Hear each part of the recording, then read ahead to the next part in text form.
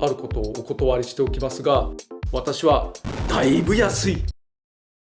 This is controversial as shit. Are the prices of games justified? The main argument that he's going for is the same argument as like why you don't want to pirate, which is that if you pirate, you're pulling away from the profits of the entire team of people that made it, blah, blah, blah. And that argument's fucking dumb. Once you have a company of a certain size, this applies to a gaming company, a food company, a soda company, a tech company, whatever the case is. Once you get to a certain size, you are capable of effectively guaranteeing some kind of profit. Can you fuck up and make zero from your operations? Sure. Are you going to? Fuck no. If I am Pepsi company and I start off with one single store and I'm just selling 10 Pepsis a day for $1, I'm being like super simplistic here. I can reasonably work really hard to reach out to people that are passing by me on the street, passing by my store or whatever, and I can try to convince these people all day long, and I can just barely manage to convince 10 people to buy a Pepsi. So I get that $10 in Pepsi, right? So then over time, get enough dollars from selling my Pepsis. I got enough to open a bigger store with advertisements and more staff to bug people to get Pepsis right outside the door. Some guy wearing a fucking Pepsi suit, some nigga doing a Pepsi dance, a gigantic bottle of Pepsi just rotating with neon lights on it, whatever. I'm gonna put all that investment into getting more and more people to walk past my Pepsi store and buy my Pepsi. That's going to result in me selling 40 Pepsis a day. So let's take this principle, right? The more money I put into getting people to buy my Pepsi, the more Pepsi I'm going to get back. So let's take that shit all the way up to the top. I am now PepsiCo.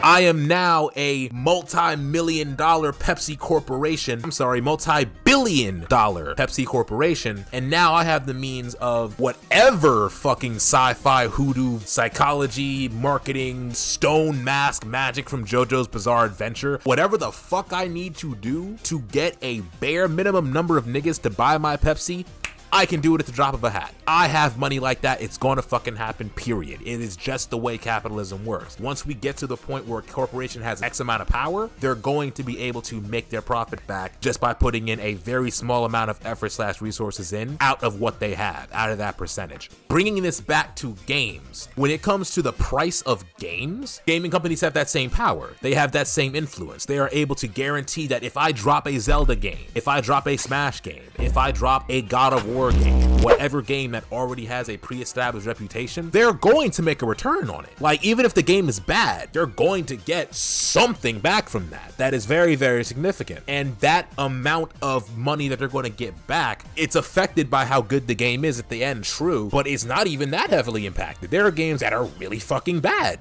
or at least that are not that great, that will still get sold because they were published by a specific company. That's powerful enough. You're Nintendo, you're Sakurai, you make Smash Brothers games. You're going to be getting that shit no matter what, period. That's the first thing. The second issue with raising these prices, for one, there's the justification question. There's a matter of, is it even reasonable to raise these prices, right? Like, is the quality of games going up? Is the difficulty of work to make these games going up such to justify that price? And to those two questions, I would say the answer actually might be yes. I don't know about difficulty necessarily, because as games increase in visual quality and capabilities in terms of load times and smoothness and shit like that quality is going up. But as technology advances, does it become more difficult to implement? No, if anything, it gets easier. Just take a point, going from Unreal Engine 4 to Unreal Engine 5, most of the features in that just allow you to accomplish effects natively inside of the engine in ways that are built in versus having to do some kind of workaround or design a completely new solution from scratch, or just completely skip out on an idea at all because the technology is not there yet. It's getting more and more easy to create games. Question is there any space to raise them at all? Is there any space to take a different approach to monetizing these things? I think we're at a really dangerous point, because now, with excuses available to game companies like semiconductor shortage, inflation, shit that's going to give them a reason to just be like, let's just raise this $10, they might lean into that a little bit more, just with the way that a lot of monetization practices are changing across all online media industries, or just media industries in general right now. We're seeing the rise of streaming and subscription models. We're seeing the rise of in-app purchases. We're just seeing a lot of companies get a lot bolder in the ways that they're choosing to try to grab more of your fucking money. Currently, because there's not been huge enough effort to stop that at its base, look at how many games just have dog shit in-game monetization. I'm not sure that we're out of danger of losing access to reasonably priced games very, very, very soon. I think that saying just, hey, it's fair in the way that Sakurai is doing right now, it doesn't surprise me. He works with Nintendo. He is from Japan. Their companies tend to be pretty fiscally conservative when it comes to like their general business practices. And that's why Nintendo is so motherfucking protective of their IP in every way, shape, and form. But yeah, no, it makes sense from him, but